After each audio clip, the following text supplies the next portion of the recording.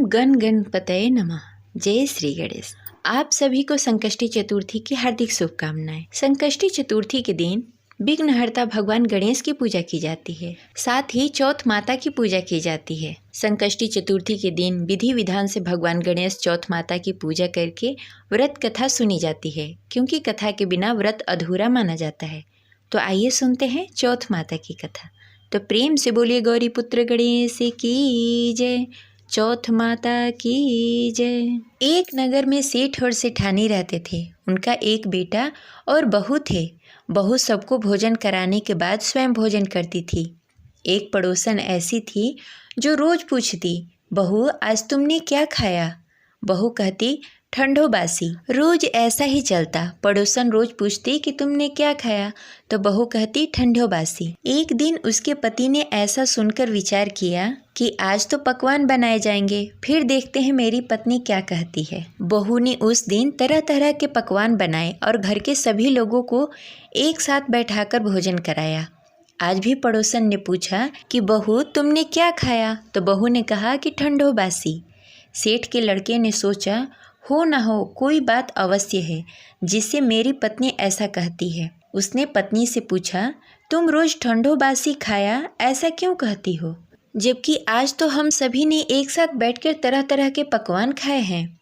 उसकी पत्नी बोली, आपने जो खाया है वो बाप दादा की कमाई है। जिस दिन आप कमाकर लाओगे उस दिन मैं समझूंगी कि ताज़ा भोजन कर रहे हैं। तब एक दिन लड़के ने अपने माँ से कहा, मैं एक बड़े शहर में कमाई करने जा रहा हूँ। माँ बोली, बेटा अपने पास इतना धन है कि खाया नहीं छूटेगा। माँ के मना करने पर भी बेटे ने स्वयं कमाने का दृढ़ निश्चय कर लिया और जाते समय पत्नी से कहा, मैं जब तक कमाकर बहुत सारा धन लेकर न आऊँ तुम चूल्हे की आग मत बुझने देना। एक दिन चूल्हे की आग बुझ गई तो वह मन ही मन घबराने लगी, कहीं मेरे पति पर संकट तो नहीं आ पड़ा।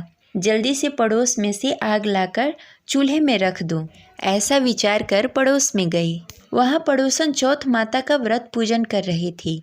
पड़ोसन ने कहा, थोड़ी देर में आकर ले जाना। बहू ने पड़ोसन से पूछा कि आप यह व्रत क्यों करती हो, इससे क्या मिलता है? पड़ोसन ने कहा, चौथ माता की इस व्रत को करने से अन्य लक्ष्मी मिले और मनोकामनाएं पूरी होती है। और बहू भी चौथ माता का व्रत करने लगी। दीवार पर चौथ माता को बनाई। उस दिन घी गुड़ का चूरमा बनाकर रात्रि में चंद्र को अर्घ्य देकर भोजन करती। ऐसा करते करते बहुत दिन हो गए। चौथ माता ने उस बहू के पति को सपना दिखाया कि साहूकार का बेटा तू जागे या सोए, तेरी पत्नी बहुत याद कर रही है। घर जाकर उसकी चिंता मिटा। तू दुकान खोलकर कंदू केसर का पगलिया बनाकर बैठ जाना। आज तेरा हिसाब किताब चुकता हो जाएगा। अब तो चौथ माता ने जैसा कहा था वैसा ही हुआ।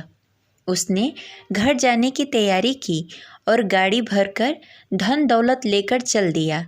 रास्ते में एक बड़ा सा काला नाग फन फैलाए बैठ गया और कहने लगा, आज मैं तुझे डसूंगा, छोड़ूंगा नहीं। आज तेरी आयु पूरी हो गई है। सेठ के लड़के ने कहा कि आज चौथ माता ने सपना दिया है, मैं अपनी पत्नी से मिलने घर जा रहा हूँ। वहाँ मेरी पत्नी बहुत चिंता कर रही है। मैं उससे मिलकर जरूर आऊँगा, तब तुम मुझे डस लेना। नाग ने कहा, तुम शपथ पूर्वक कहकर जाओ तो मैं तुम्हें जाने दूंगा, परंतु लौटकर नहीं आए तो तुम्हारे घर आकर मैं तुम्हें डसूंगा। इस प्रकार सर्प को वचन देकर वह अपने घर पहुंचा। वहां सभी से हंसी खुशी से मिला और भोजन करके उदास होकर बैठ गया। उसकी पत्नी ने उदास होने के कारण पूछा तो पति ने काले नाग वाली बात बताते हुए कहा, यदि मैं उसके पास नहीं जाऊंगा तो वह घर आकर ही मुझे डस लेगा। पत्नी बहुत चतुर थी। उसने कहा कि आप घबराओ नहीं, लेट जाओ, मैं एक उपाय करती हूँ। पत्नी ने कमरे की 7 पीढ़ी सिड़ाव धोई। पहली पीढ़ी पर रेत, दूसरी पर इत्र, तीसरी पर गुलाब फूल, चौथी पर कुमकुम केसर, 5वीं पर लड्डू पेड़ा, 6ठी पर गदी गलीचा और 7वीं पीढ़ी पर दूध का कटोरा भर कर रख दिया। इस प्रकार वह 7 पीढ़ी सजाकर बैठ गई। आधी रात होती ही नाग आकर पीढ़ी चढ़ने लगा, पहली पीढ़ी पर रेत में लौट गया और कहने लगा, सेठ की बहू ने आराम तो बहुत दिया, पर वचनों से बंधकर आया हूँ, सो डसूंगा अवश्य ही। इसी प्रकार 7 पीढ़ियों पर नाग आता और आराम करता और कहता कि डसूंगा अवश्य ही। कमरे में जाने ही वाला था कि चौथ माता ने विचार किया कि मैं इसे नहीं बचाऊंगी तो संसार में धर्म, कर्म और पूजा पाठ कौन मानेगा। अब तो गणेश जी, चंद्रमा जी और चौथ माता ने उसे बचाने का विचार किया। चंद्रमा जी ने उजाला किया, चौथ माता ढाल बनी और गणेश जी ने तलवार लेकर नाग को मार दिया और ढाल से ढक दिया। अब बहू भी पूरे दिन की थकी हारी सो गई। दिन उगा तो लोग बेटे से मिलने आए, परंतु बेटा बहू तो उठे ही नहीं थे। बहुत देर हो गई तो माँ उसे उठाने गई। माँ ने 7 पीढ़ियों पर जो कुछ देखा तो बहुत घबराई और बेटा बहू को आवाज़ लगाई। बेटा बहू उठे तो देखा कि एक ढाल तलवार वहाँ पड़ी है। अब ढाल उठाई तो वहाँ काला नाग मरा हुआ पड़ा था। बेटा बहू ने सोचा कि आज तो धर्म कर्म की आड़े आए। जो भगवान गणेश जी और चौथ माता ने अपनी रक्षा की, हे चौथ माता, आपने जैसे सेठ की बहू बेटे की रक्षा की, वैसे ही सबकी रक्षा कीजिए।